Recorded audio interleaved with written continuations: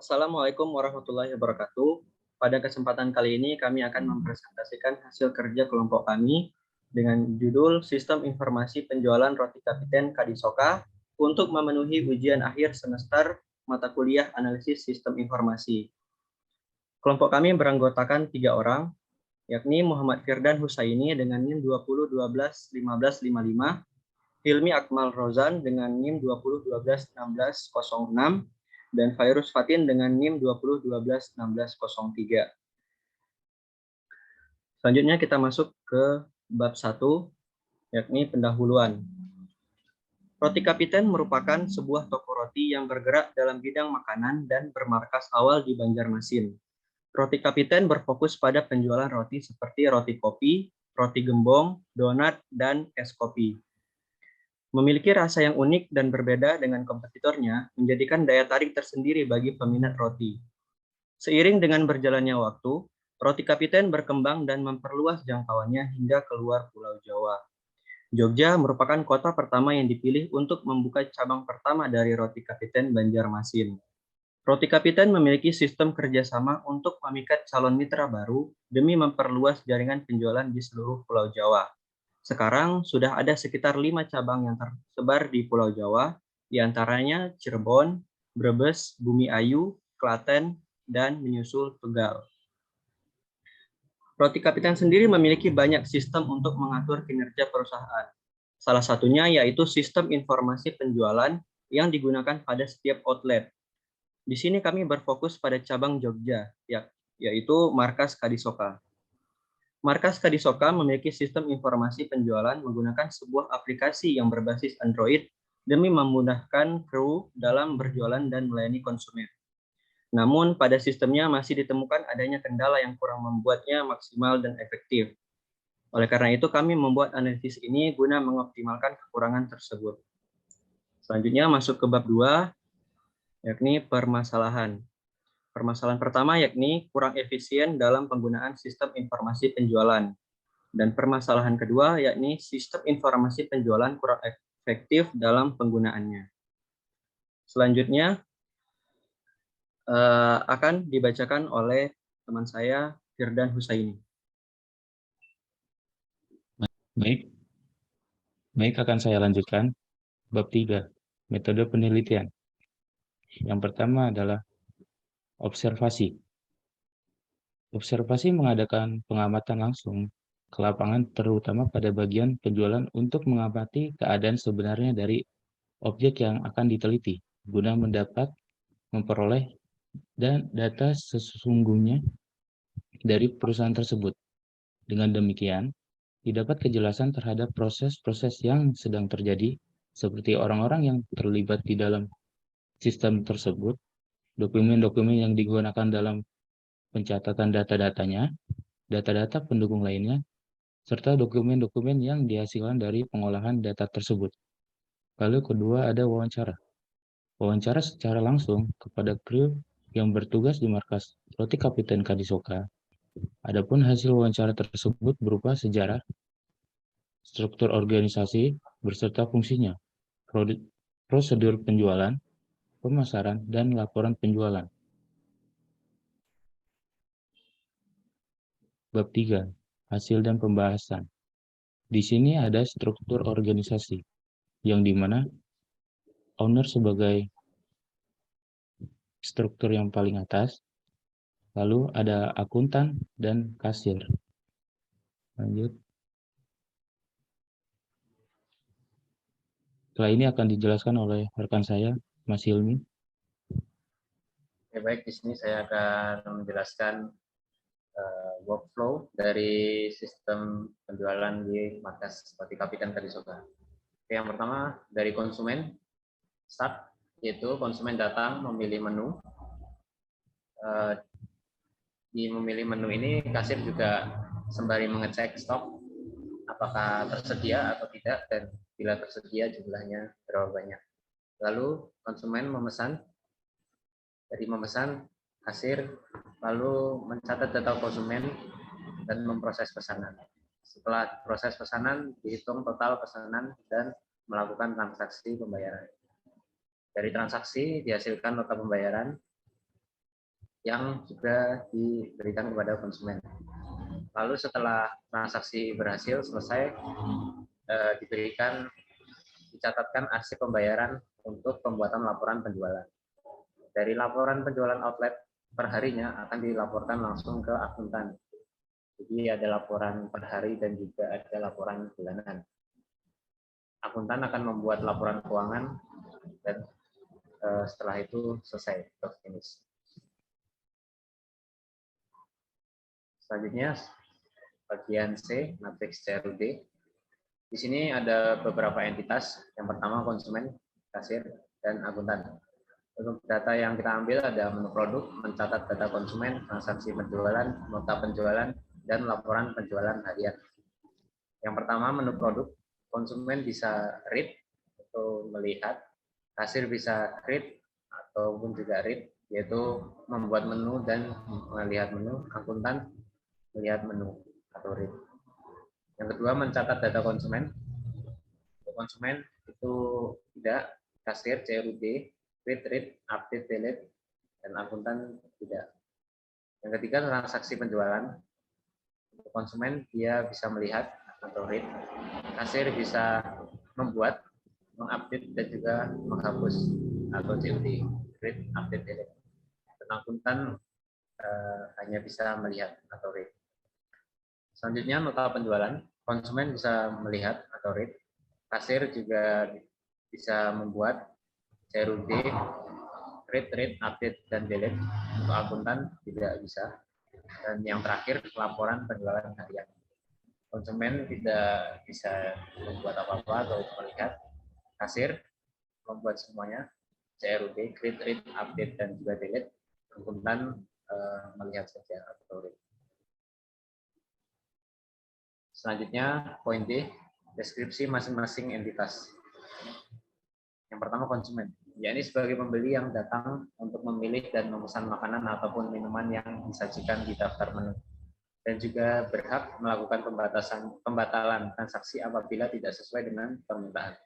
Yang kedua kasir, yakni sebagai petugas yang mencatat serta menginputkan setiap pilihan menu yang dipilih oleh konsumen. Kasir di sini juga memiliki tugas untuk menginputkan laporan-laporan penjualan pada tiap hari. Yang ketiga, akuntan, yakni sebagai orang yang melakukan rekap data penjualan sehari-hari dari masing-masing gerai yang akan dibuatkan dalam bentuk laporan yang akan dilaporkan kepada owner pada akhir bulan. Selanjutnya untuk diagram konteks akan dilanjutkan oleh teman saya, Mas Firdan. Baik, saya akan melanjutkan diagram konteks. Ini adalah diagram konteks dari sistem informasi penjualan roti kapiten Kadishoka. Kita bisa menguraikannya tahapan-tahapan dari sebuah sistem ini, yaitu yang pertama, tahapan atau proses mengakses biodata pelanggan dan pendaftaran treatment roti kapiten. Lalu tahapan yang kedua adalah memproses pemesanan atau booking menu. Lalu yang ketiga, tahapan atau proses melakukan transaksi pembayaran. Maka setelah itu, kasir akan memproses laporan penjualan dan akuntan akan mengakses laporan tersebut. Lanjut ke bawah. Nah, setelah itu akan dilanjutkan lagi oleh Mas Hilmi. Silakan. Baik, ini poin F, yaitu diagram use case. Yang pertama dari pelanggan. Pelanggan datang memilih menu, dan juga setelah itu memesan menu, lalu kasir mencatat pesanan pelanggan, menyiapkan pesanan, dan juga membuat nota. Yang terakhir, nota tersebut akan dijadikan satu dan dilaporkan kepada akuntan untuk dibuatkan laporan penjualan. Selanjutnya, activity diagram. Yang pertama, halaman transaksi penjualan dari bagian kasir. Itu kasir mengakses menu penjualan, lalu sistem menampilkan menu penjualan, dan setelah itu kasir mengecek stok barang dari menu yang ditampilkan. Lalu setelah itu kasir mengisi data transaksi berupa pesanan dari konsumen, jumlahnya maupun menu apa yang dipilih. Lalu klik tombol selanjutnya, validasi data, dikonfirmasi kepada konsumen apakah pesanan sudah benar atau masih ada yang salah. Jika benar akan menampilkan pesanan berhasil. Jika belum, akan kembali lagi menampilkan menu penjualan untuk dicek kembali oleh konsumen. Yang kedua, halaman transaksi. Dari kasir, klik menu data transaksi, ke sistem menampilkan data transaksi, dan diberikan pilihan untuk dihapus ataupun dicetak.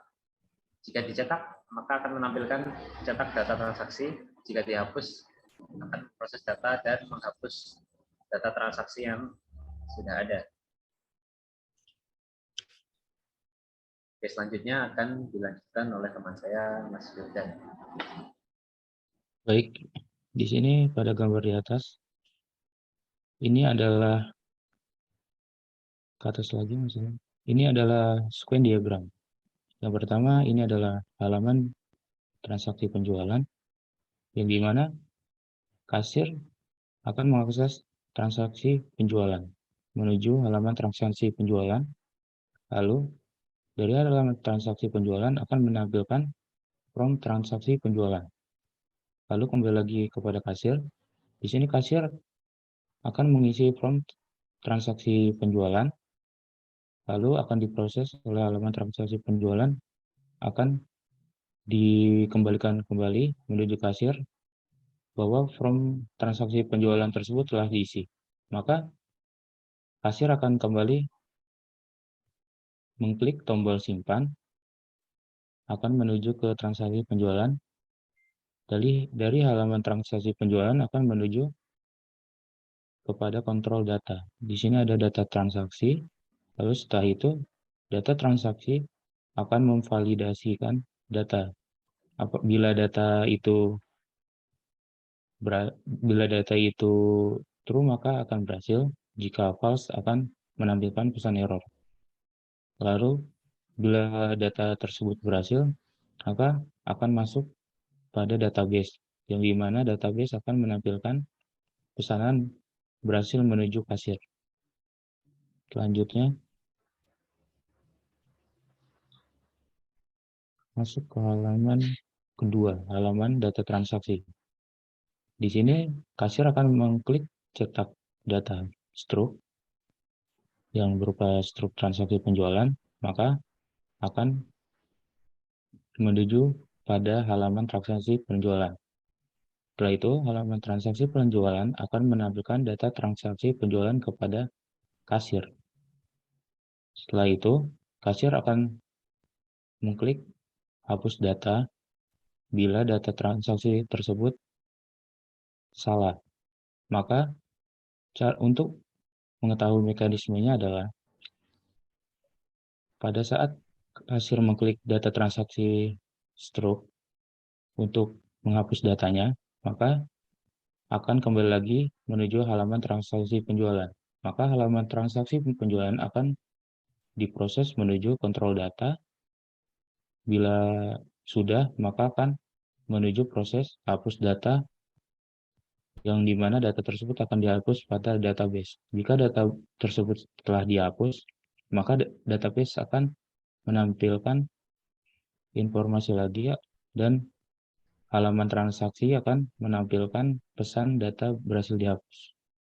Lanjut.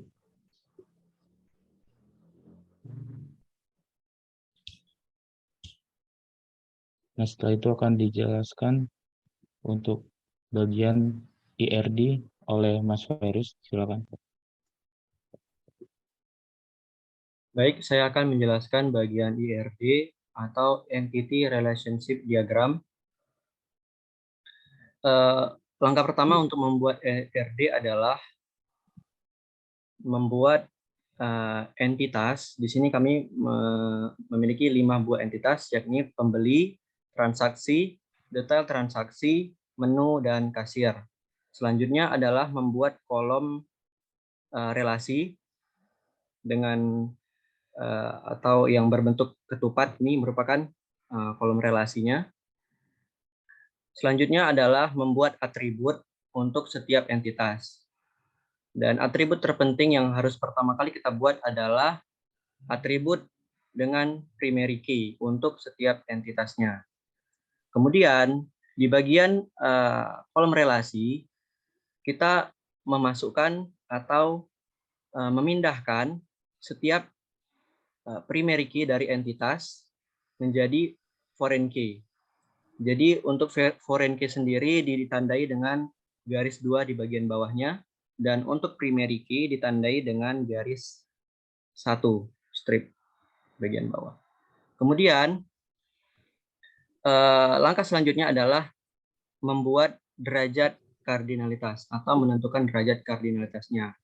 Untuk derajat kardinalitas sendiri itu terdiri dari 3 macam. Yang pertama, many to many, one to many, dan one to one.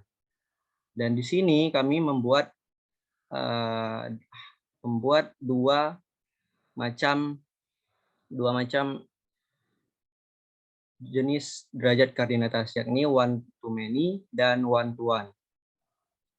Untuk ketentuan derajat kardinalitas one to many, maka setiap primary key dari derajat kardinalitas yang memiliki dari entitas yang memiliki derajat kardinalitasnya 1 akan dilebur atau menjadi foreign key ke dalam entitas yang memiliki derajat kardinalitasnya many. Sedangkan untuk relasi one to one selalu menyertakan 2 pilihan peleburan relasi. Untuk itu kita perlu menentukan derajat relasi minimumnya. Dan berdasarkan hasil analisis kami, entitas dari detail transaksi dan entitas transaksi memiliki derajat relasi minimum yakni 1. Sedangkan entitas menu dan entitas kasir memiliki derajat relasi minimum yakni 0. Maka terjadi peleburan relasi yang dimana ID atau primary key dari tabel dengan derajat relasi minimumnya 0 akan menjadi foreign key ke tabel yang memiliki derajat relasi minimum 1. Selanjutnya kita masuk ke tampilan relasi antar tabel. Nah, di relasi antar tabel ini bisa kita lihat bahwa entitas-entitas tadi sudah kita jadikan ke dalam bentuk tabel yang saling berelasi. Dan hasil dari tiap peleburan tadi bisa kita lihat di dalam tabel ini. Jadi, misal pada tabel pembeli, ID pembeli akan menjadi foreign key pada tabel transaksi. Dan pada tabel kasir, primary key-nya adalah ID kasir, maka akan masuk ke tabel kasir, tabel transaksi, atau menjadi foreign key pada tabel transaksi. Begitupun seterusnya. Selanjutnya kita masuk ke tampilan user interface.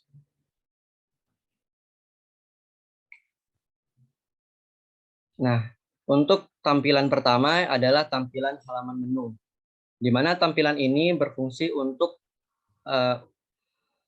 mencatat pesanan dari customer. Misal di sini terdapat produk, yakni yang pertama coffee, produk minuman, dan beserta dengan menu-menunya dan harganya. Jika customer memilih 2 ice coffee, maka akan dicatatkan pada tampilan sebelah kanan 2 ice coffee, harganya 25.000 dan dengan subtotal 25.000. Kemudian di bagian bawahnya ada total 1 produk karena yang dipesan adalah 1 produk dengan harga 25.000. Selanjutnya bisa ditampilkan Mas. Selanjutnya tampilan halaman keranjang. Jika customer belum memesan atau belum menginputkan pesanannya, maka akan menampilkan tampilan keranjang masih kosong dengan total masih 0 dan produk juga masih 0. Selanjutnya tampilan total tagihan. Berdasarkan pilihan atau menu yang sudah dipilih oleh customer, total tagihannya adalah 25.000. maka akan masuk ke menu pembayaran. Kemudian kita masuk ke tampilan jumlah yang dibayarkan. Pada tampilan jumlah yang dibayarkan, di sini kita menampilkan uang yang diterima, atau ini merupakan uang yang diberikan oleh customer ke kasir, maka akan diinputkan jumlahnya sesuai dengan yang diterima. Kemudian jika kita klik terima, maka akan menampilkan tampilan transaksi berhasil. Baiklah, selanjutnya kita masuk ke bab terakhir, yakni bab penutup. Pada analisis kali ini kami mencoba memahami dan memperbaiki sistem yang sudah ada, agar nantinya dapat dikembangkan menjadi lebih baik dan lebih efisien, guna meningkatkan penjualan dari roti kapiten, terutama pada markas Kadisoka. Demikian analisis yang bisa kami sampaikan. Atas kurang lebihnya kami mohon maaf, kami ucapkan terima kasih. Demikian presentasi dari kelompok kami. Saya ucapkan terima kasih. Wabillahi taufik wal hidayah. Wassalamualaikum warahmatullahi wabarakatuh.